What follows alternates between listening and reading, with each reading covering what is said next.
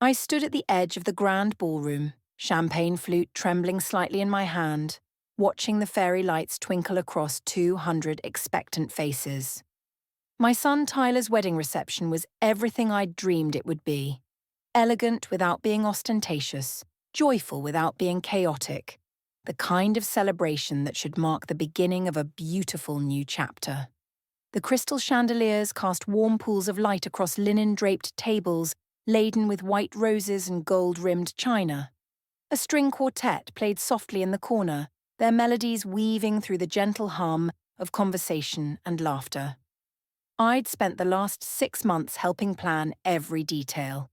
Not because I was one of those overbearing mothers who couldn't let go, but because Tyler had asked me to. He'd seemed almost relieved when I offered, as if the weight of wedding planning on top of his demanding job as a software engineer was more than he could bear. His fiancée Jessica had smiled sweetly and thanked me profusely, telling me how grateful she was to have such a capable future mother-in-law who understood how to throw an elegant event. That should have been my first warning sign, the excessive gratitude, the way her eyes never quite matched her smile. But I'd been so happy that my son had found someone who seemed to love him, someone who came from a good family, someone who spoke of building a life together with such apparent sincerity.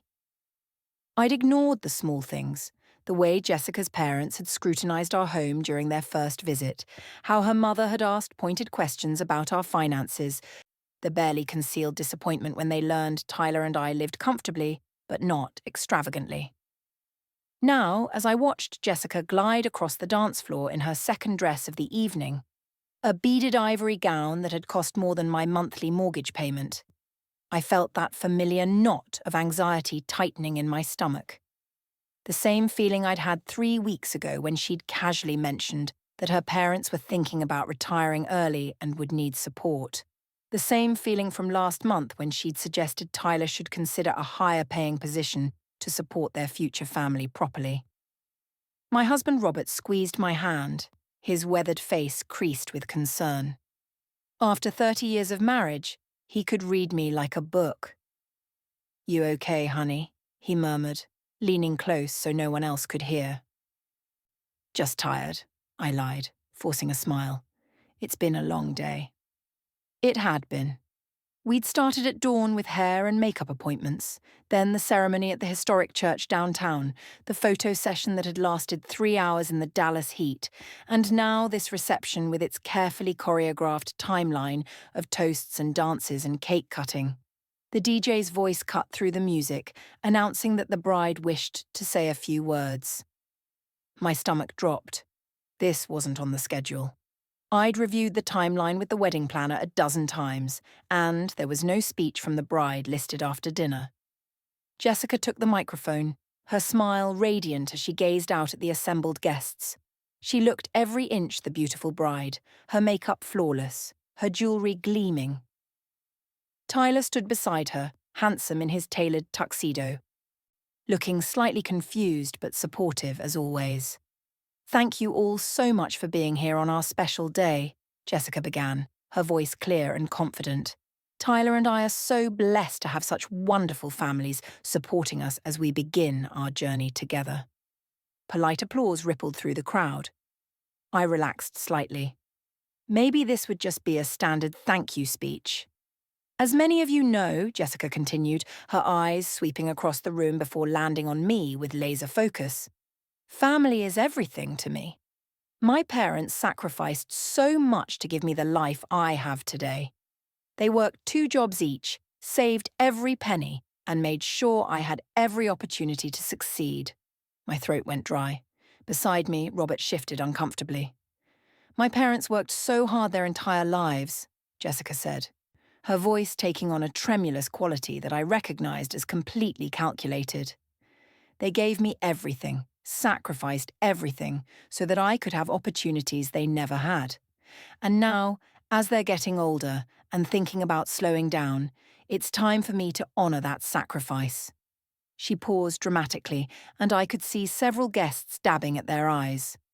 Her parents sat at the head table, her mother's face arranged in an expression of noble suffering. her father's features set in stern dignity.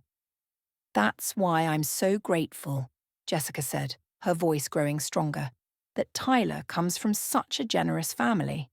A family that understands the importance of taking care of our elders, of giving back to those who gave us so much." "Oh no. Oh no, no, no. Linda," Jessica turned to face me directly, the microphone amplifying her words to every corner of the ballroom. "From today forward, I'm hoping that each month you'll help us provide financial support so that my parents can retire comfortably. They've given so much, and now it's our turn to give back." The room went absolutely silent. 200 faces turned toward me, 200 pairs of eyes boring into my skull. I could feel the weight of their collective gaze, the unspoken pressure, the social contract being weaponized against me in real time. "You've got to be kidding me," I thought, my mind reeling. "She's doing this here? Now? In front of everyone?" Tyler's face had gone pale, his eyes darting between his new wife and me with something approaching horror. He clearly hadn't known this was coming. That was one small mercy, at least. My son wasn't complicit in this ambush. But Jessica wasn't finished. She reached into a small beaded clutch that I now realized she'd been carrying for exactly this purpose and pulled out a folded piece of paper. "I've prepared a reasonable budget," she said, her smile never wavering as she unfolded what appeared to be a detailed spreadsheet. "Just $3,000 a month to cover my parents' basic expenses. Housing, food, medical care, and a little extra for them to enjoy their retirement. I know that's well within your means, Linda, and I'm sure you agree that family is worth any sacrifice." $3,000 a month, $36,000 a year. For parents who are in their early 60s, healthy and perfectly capable of working for at least another decade. Parents who owned their home outright and whose only child was now married to my son. I felt Robert's hand tighten on mine, his jaw clenching. I knew he was seconds away from standing up and saying something, and I couldn't let that happen. This was my moment to handle, my battle to fight. "I know this might seem sudden," Jessica continued, her voice taking on a placating tone that made my blood boil. "But Tyler and I discussed it, and we both agree this is the right thing to do.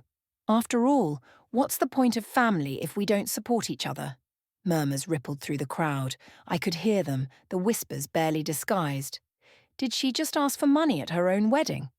$3,000 a month, that's insane. Those poor parents, though, if they really need help. "I heard the groom's family is loaded." Each comment felt like a knife sliding between my ribs. The public nature of this demand was genius in its cruelty. If I refused, I'd be painted as the heartless mother-in-law who refused to help her new daughter-in-law's aging parents. If I agreed, I'd be signing up for decades of financial manipulation and emotional blackmail. How did I miss this, I wondered, my mind racing back through the months of wedding planning.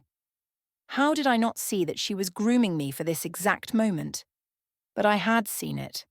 I'd chosen to ignore it, to give her the benefit of the doubt, to believe that the small demands and pointed comments were just pre-wedding stress or personality quirks.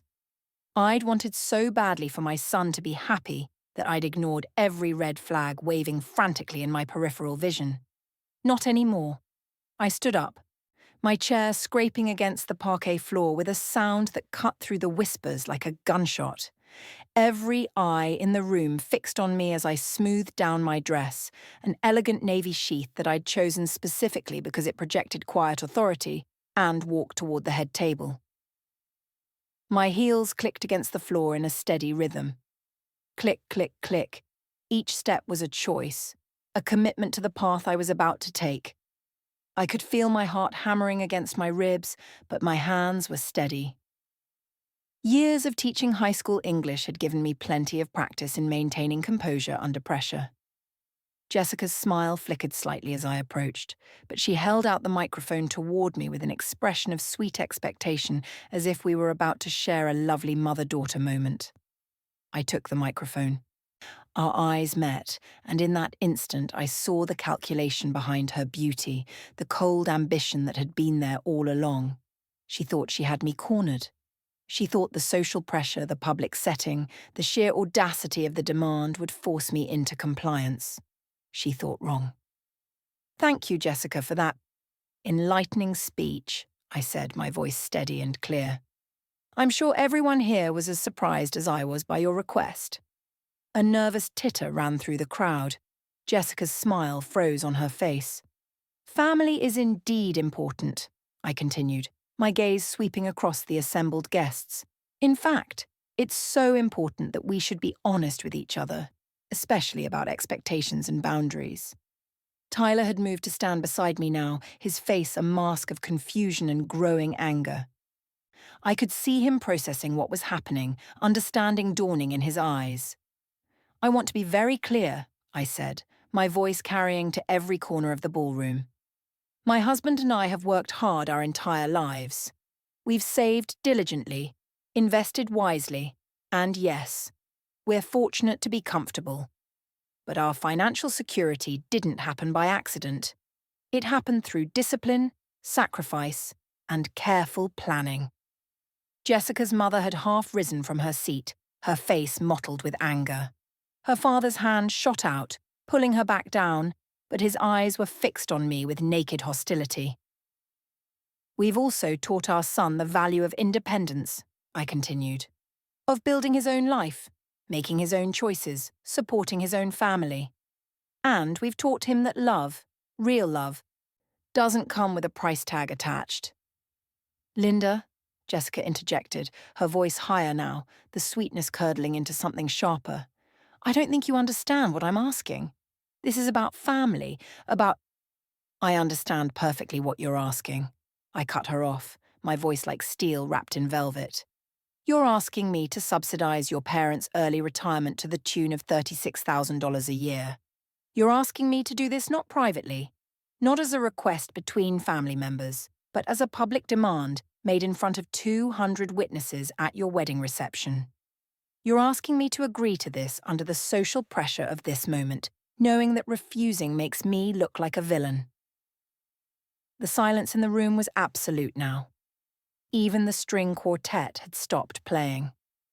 "Well, I'm going to save us all a lot of time and trouble," I said, my voice ringing clear. "Here and now, in front of all these witnesses, I'm saying no. There will be no monthly payments. There will be no financial support for your parents' early retirement. There will be no using my son as a meal ticket." Jessica's face had gone from pink to white to a mottled red. You can't just— This is our wedding." "Yes, it is," I agreed. "Or it was. You chose to turn it into a business negotiation. You chose to make a financial demand in the most public, manipulative way possible, so I'm choosing to respond with equal clarity." Her father stood up abruptly, his chair toppling backward. "This is outrageous," he shouted, his voice booming across the ballroom. "You're insulting our family. You're spitting on everything we've sacrificed." "I'm insulting nothing," I replied calmly. "Caring for elderly parents is noble. But your daughter isn't asking us to care for elderly parents. She's asking us to bankroll an early retirement for two perfectly healthy, perfectly capable people in their early 60s because she's decided that's easier than you continuing to work like the rest of us." "How dare you!" Jessica's mother shrieked, actually shrieked, her voice cracking with rage. "You know nothing about what we've been through. We sacrificed everything for our daughter." "Then perhaps," I said quietly, "you should have taught her that sacrifice isn't a debt to be collected with interest." Tyler's hand was on my arm now, his grip tight. When I looked at him, I saw my own anger reflected in his eyes. But there was something else there too. Relief. Painful, terrible relief that someone had finally said what he'd been too caught up, too hopeful, too in love to say himself. "Mom's right," he said, his voice low but carrying in the shocked silence. "Jessica, I can't believe you did this. I can't believe you would—" He broke off, shaking his head. "Did you ever actually love me, or was I always just a bank account to you?" Of course I love you, Jessica cried, tears streaming down her face now, her makeup beginning to run. Tyler, please, you have to understand. Your parents are adults who made their own choices, Tyler said, and his voice was harder than I'd ever heard it. My mum's right. They're not elderly. They're not sick. They're just looking for an early payday. And you. His voice cracked. You used our wedding as leverage. You tried to manipulate my mother in front of all our friends and family. It's just money, Jessica sobbed. It's just money, and you have it. So why won't you share it? Because it's not about the money, I said softly. It's about respect. It's about partnership. It's about building a life together instead of mining someone else's life for resources. Jessica's father had moved around the table now, his face contorted with rage. You'll regret this, he hissed at me. You'll regret humiliating our family like this. The only people humiliated here, Robert said, standing up to join me, his voice calm but his eyes flinty, are the ones who thought they could shake down my wife at a wedding reception. Tyler was staring at Jessica like he'd never seen her before. And maybe he hadn't.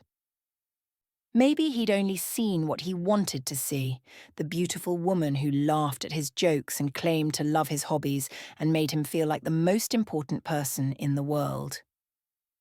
Maybe he'd never looked deep enough to see the calculation, the planning, the cold assessment of his value as a financial resource. I can't do this, Tyler said suddenly, his voice filled with anguish. I can't marry someone who would do this, who would use my family like this, who would... He turned to Jessica and his face was a mask of betrayal and pain. Did you ever care about me at all, or was I always just a paycheck? Tyler, please, Jessica begged, reaching for him, mascara tracking down her cheeks, her voice breaking. Please, I love you, I do love you, my parents needed help. And I thought you'd understand. You thought wrong, Tyler said, and stepped back from her outstretched hands. I can't do this. I won't do this. I won't spend my life wondering if every I love you comes with a price tag. I won't have my wife treating my parents like an ATM. I won't... His voice broke completely. This wedding is over. The marriage is over. All of it. Over. The gasps that rippled through the crowd were audible this time. Someone dropped a glass, the crash of crystal on marble punctuating the moment. You can't mean that, Jessica shrieked, her composure completely shattered now. Tyler, you can't. We're married. The ceremony already happened. You can't just...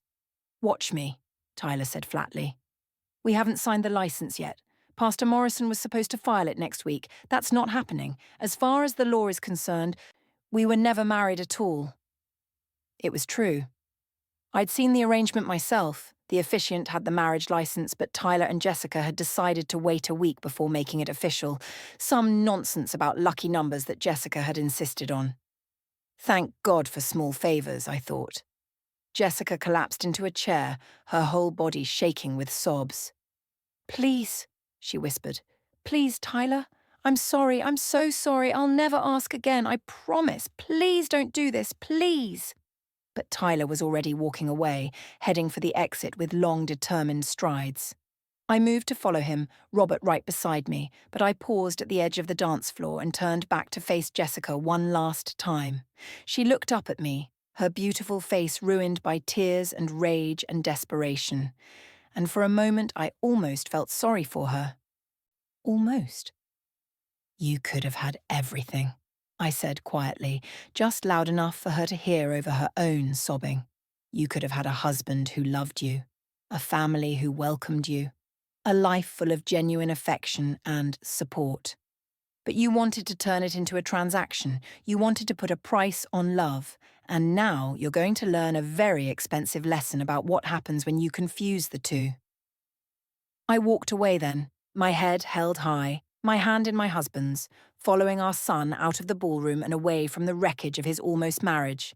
Behind me I could hear the chaos erupting, Jessica's mother wailing, her father shouting, guests murmuring and gathering their things, the wedding planner's panicked voice trying to restore some semblance of order.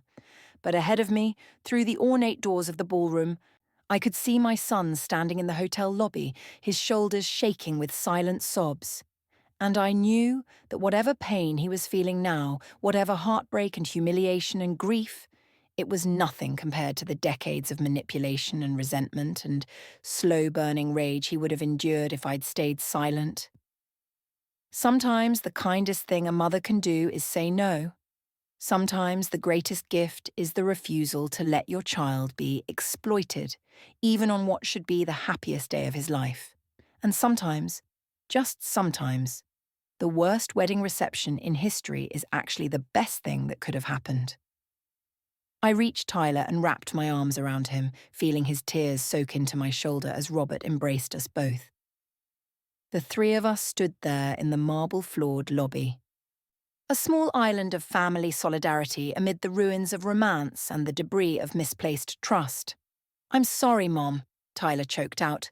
"I'm so sorry. I should have seen it. I should have known." "Shh," I soothed, stroking his hair the way I had when he was a little boy with skinned knees and hurt feelings. "You're not responsible for someone else's deception.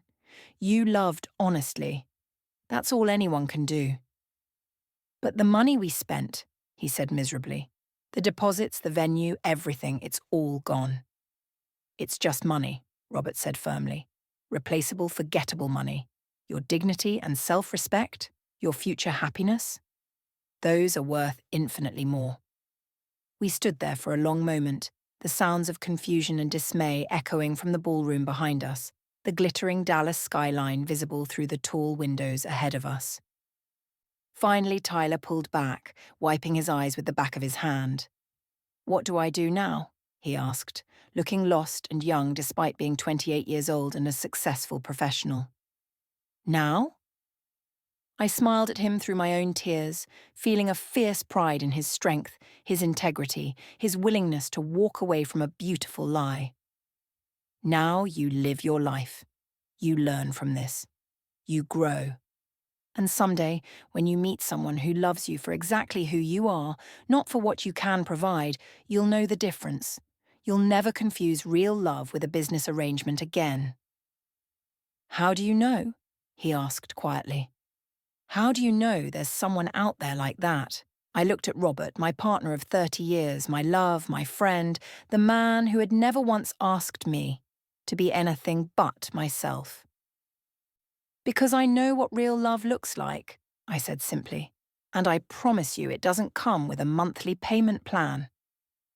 Tyler laughed then, a watery, broken sound that was somehow still full of hope. And as we walked out of that hotel together, leaving behind the chaos and the crystal and the carefully constructed facade of a marriage that was never meant to be, I felt something unexpected blooming in my chest. Relief. Pure, sweet relief. My son was free, my family was intact, and that grasping, calculating woman who had tried to turn love into currency had learned that some things simply cannot be bought. Not my son's future, not my family's dignity, and certainly not my silence. The wedding might be over, but the real life, the honest life, the authentic life was just beginning.